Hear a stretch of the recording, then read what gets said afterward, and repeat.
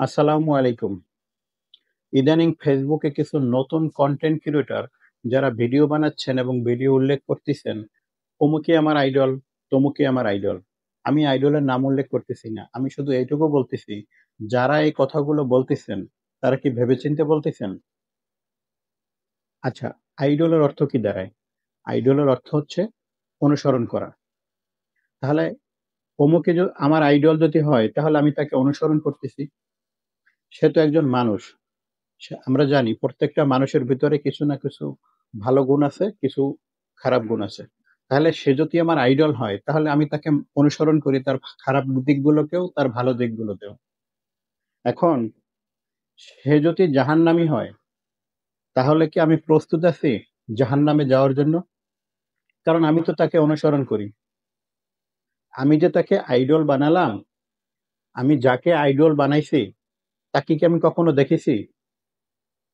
তার সাথে কখনো আমার দেখা হইছে বা কথা হইছে বা তার সম্বন্ধে আমি কিছু জানি?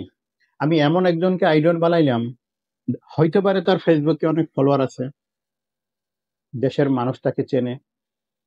আর তাকে আমি যদি আইডল বানাই, তাকে আমার আইডল বানিয়ে আমার লাভ কি? আর তাকে অনুসরণ কইরা আইডল বানাইয়া আমার লাভ হইলো না ক্ষতি হইলো? সেটা তো আমাকে হিসাব করতে হবে। সে যদি তাকে অনুসরণ কইরা যদি আমি জাহান্নামে যাই, তাহলে কি আমি জাহান্নামে যাওয়ার জন্য প্রস্তুত আছি? তাকে যে আমি আইডল বানাইলাম? আমি মনে করি আমরা মুসলিম জাতি হিসেবে একমাত্র আমাদের প্রিয় নবী হযরত মুহাম্মদ সাল্লাল্লাহু আলাইহি সাল্লামকেই আমরা আইডল হিসেবে মানতে পারি।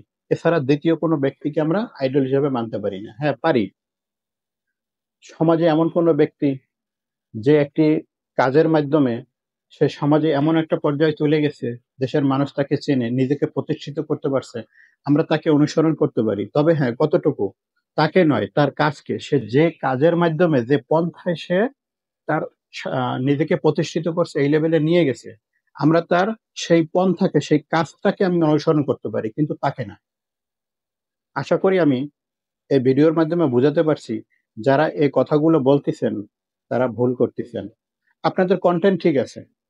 আপনাদের কনটেন্টের জায়গায় শুধুমাত্র সব কথা সবকিছুই ঠিক আছে। শুধু কনটেন্টের জায়গায় ওই ব্যক্তির নামটা উল্লেখ করাটা আমি মনে করি ভুল হইছে, অনুচিত হইছে। শুধু ওই ব্যক্তির জায়গাতে নামটা হবে আমাদের প্রিয় নবী হযরত মুহাম্মদ সাল্লাল্লাহু আলাইহি সাল্লামের নাম। আশা করি আমার ভিডিওর মাধ্যমে আমি বুঝাতে পেরেছি। যারা নতুন ফলোয়ার কনটেন্ট ক্রিয়েটর আছেন, তারাই এই কাজটা করতেছেন, আমি ভিডিওতেও দেখতে পাচ্ছি। আশা করি আমি ভিডিওর মাধ্যমে যে কথাগুলো বুঝাতে চাচ্ছি, আপনারা আশা করি সবাই বুঝতে পারছেন। সবাই ভালো থাকবেন, সুস্থ থাকবেন। আল্লাহ হাফেজ।